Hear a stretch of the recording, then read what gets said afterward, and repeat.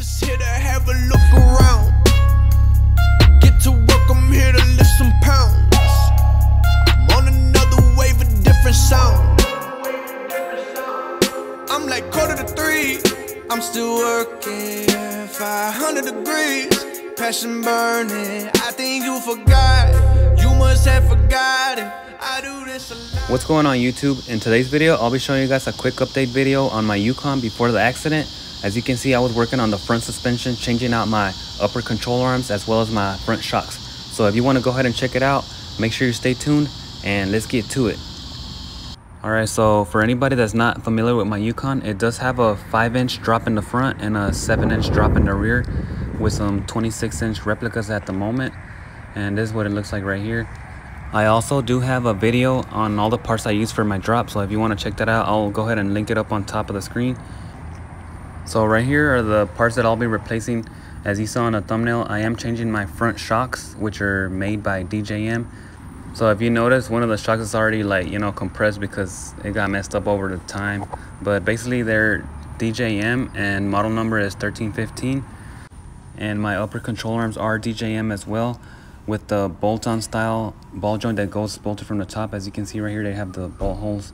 The only reason that I am also changing them is because I had previously ordered these Michigan Metalworks. Now the only reason that I am changing my upper control arms is because I had placed an order before on these upper control arms made by Michigan Metalworks, and that was like over a year ago. I finally just got them back, so I'll be putting those on today. When I did place the order for these control arms, I did tell them to add the heim joints instead of a ball joint right here. If you notice, there's no rubber on here, it's just all steel. And if you guys decide to go with this company, I would just be very careful, because as you can tell right here, it does have some defects on it, even though it took them a year to give them back to me, because originally I had placed the order and they had sent them too long. So I did have to send them back to get them shortened, even though they sent the wrong size control arm. But I mean, I ended up getting charged for shipping and also to repaint them, which was supposed to be candy red. And as you can see right here, it doesn't look like candy red, it's just like a glossy red. But I mean, I have them now, so I'll just go ahead and put them on. I mean, I already paid for them, so I might as well put them to use and stuff. But like I said, just be careful if you are gonna get something like that. Now I will say the build quality does look really good, but as far as the price and all that issue, I mean, it just doesn't really add up right there. But it is what it is, and like I said, I'll just go ahead and use them like this. So let's go ahead and check out the rest of the parts right here. So as my replacement shocks, I am keeping the same shock, which is DJM 1315, as you saw earlier. You can tell the number right here, but they come with their brand new hardware, all that stuff right there. And the size is like 13.5-inch extended and 9-inch collapsed. And also I'll be changing out the cam locks right here for my alignment, because the old ones got messed up, and this is the model number right here. Also, I'll link all the items down below in the description if you want to check that out. But as you can see right here, these are already like loose and stuff, because they get messed up over time. So I'll be changing that out.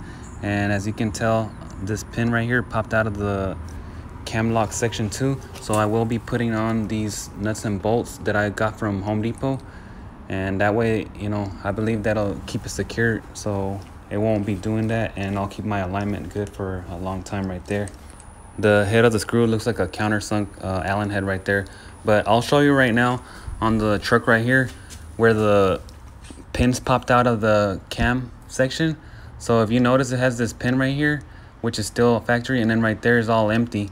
And these are aftermarket where they get pressed in and stuff, and I've tried them before, and this is actually not the original pin, but they get popped out after a while. So that's why I'll be putting in those nuts and bolts, so that way they won't move at all. And as you can tell, like, my truck is missing pretty much all of them right there. It only has one stock one. Now after I get all this stuff installed, I will be taking in my Yukon for an alignment, and right after that I will be removing the factory style cam locks. As you can see right here, it's like a centric bolt. It's flat on the bottom and round on the top, and the bottom area is all open so that they can do a proper alignment. Once all the alignment is set to proper specs, then I'll be replacing the factory cam locks with some aftermarket locking cam locks. As you can see right here, these are made by Dirt King, And if you notice, they're a little bit different. The top is like drilled out so that the locking pin won't move, and the bottom is a full circle. So that's why I do have to align it with the factory cam locks first. And after, I will be trying out also these DJM cam locks that I have, either these or the Dirt King, because they're both locking cam locks. But if you notice, their holes on top are a little bit different. Like the DJM is more spaced out, while the Dirt King is more spaced in together. But whichever works, then I'll use that. You know, it doesn't really matter. They're both locking cam locks, like I said. Also, once I install the nuts and bolts that I have right here into the factory pin locations, I believe that'll give me a permanent fix on my camber. So if any of you guys have any issues like I do with your factory cam locks being all loose and stuff, or also your locking pins popping out of place, I would highly recommend doing something like this and give it a permanent fix. That way you don't have to worry about your alignment and stuff like that. But let me know what you guys think down below in the comments, and let's check out the rest of the truck.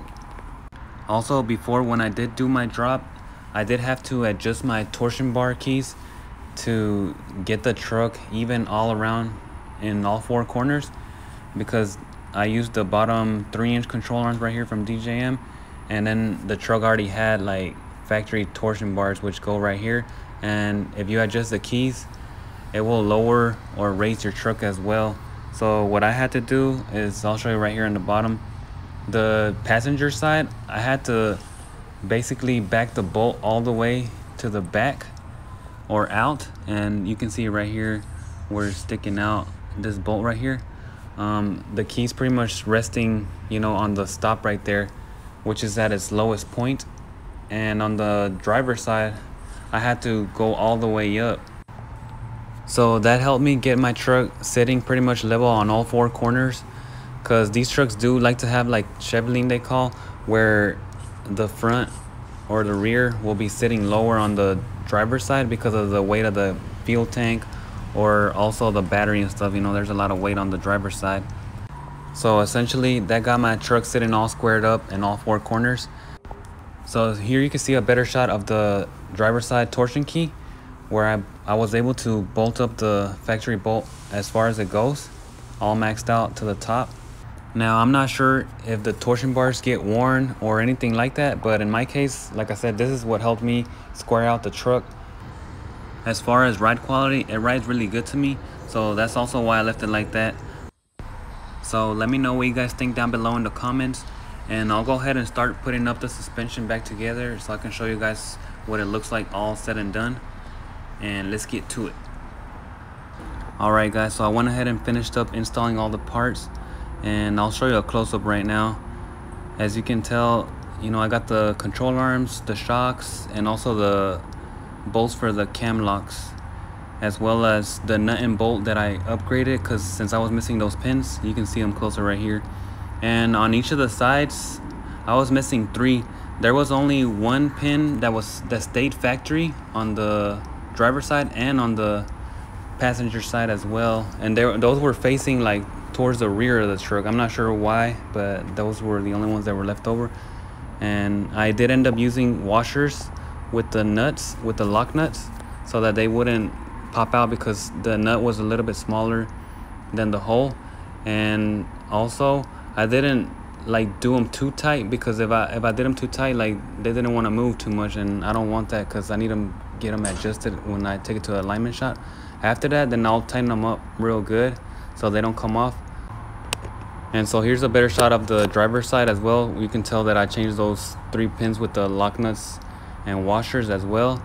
And I'll show you on the back side the pin that I'm talking about on the factory side. As you can see right here, if it, like later on, if it falls off, then I'll change it, but those look good, so I just left them alone. I didn't want to press them out. But you know, whenever I did it, like I said, I just snugged them up real good, but not like over tightened, because I do need them to get adjusted. And then once I change the cam locks to the Dirt King or the DJM ones, then I'll have them like, you know, real tight so they don't move at all.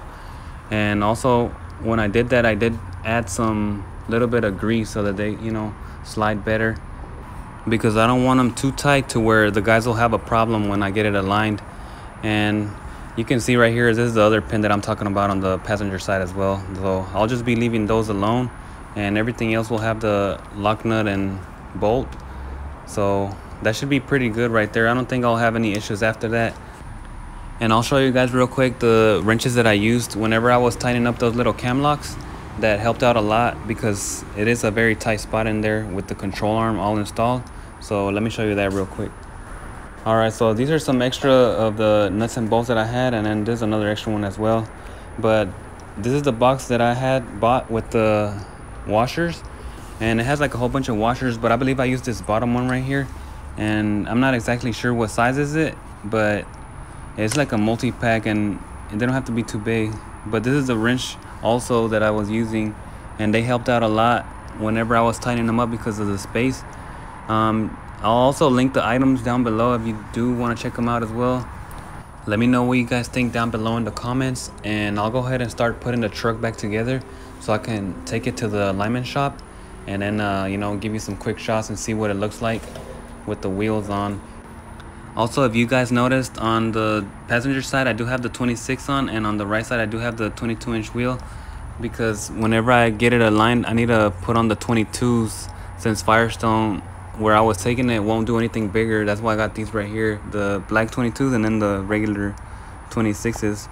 So I'll be putting it back together with the 22s most likely when I take it to the alignment shop, and right after that I'll install the cam locks and switch out the wheels to the 26s. Alright guys, so here's the Yukon right here already leveled up, and as you can see it looks pretty level. So the front and the rear, they're pretty much matching, like I said, with those torsion keys, but I'll go ahead and show you right now with the measuring tape to see exactly, you know, like how they measure. But the tires are a little bit different, but the measurement is pretty much, you know, like the same on the back and the front. So as you can see, you know, all the way from the bottom to the top, it's going to be like around 32 inches and a half. So I'm not sure if you can see right here, but you know, let me see right there. So you can kind of see it's pretty close right there. So 32 and a half inch, and that's for the front right there on the passenger side.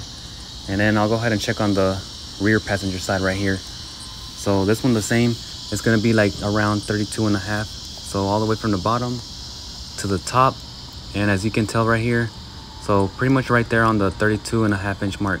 So that's pretty squared up, and that's right there on the passenger side. So if I come over here on the driver's side as well, it's pretty much similar. And like I said, even though the tires are different, because in the back I do have some 305 35s, actually, well, 305 30s, and then in the front they're 295 30. So it's just a little bit smaller in the front, but from fender to floor it's actually, you know, like pretty stable, or it looks, you know, pretty squared up. All right, so back here on the driver's side, as you can see from the bottom, it's going to be around the same, you know, about 32 and a half inch. So from the bottom, and then right here you can kind of see it's a little bit right up under the 32 inch and a half, but it's probably because, you know, like I said, I have the subs and all that. I got 415s in the box right here, so 32 and a half, pretty close. And then in the front with the smaller tire, the 295 30, if you can see from the bottom all the way to the top, it's pretty much close to the 32 inch and a half right there. So I'm just trying to get it straight right there so it can be like a, you know, accurate measurement.